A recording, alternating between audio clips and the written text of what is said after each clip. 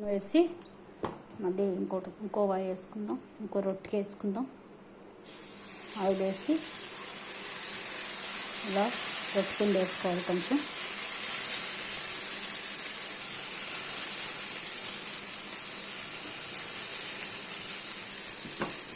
వేసి దీని మీద మూత పెట్టాలి. సిమ్లో పెట్టి కాల్చాలి. దీన్ని ఉడకనివ్వాలి, లోపలంతా బాయిల్ చేయాలి.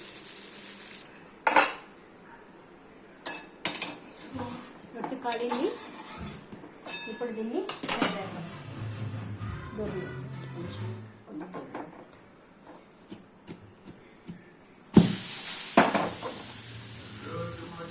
ఇప్పుడు దీని మీద ఆయిల్ వేయాలి.